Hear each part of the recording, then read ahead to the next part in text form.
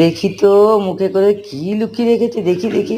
ও সেই বলটা, তাই বলি মুখের তলায় কি রেখে দিয়েছে লুকিয়ে লুকিয়ে মুখের তলায়। হ্যাঁ, ওই যে নিয়ে চলে গেছে, ওই নিয়ে চলে গেছে। দেখি দেখি দেখি, দে দে দে, শিগগির দে, শিগগির দে, খেলা হবে, বল দে দে দে দে দে দে দে। দিবি না?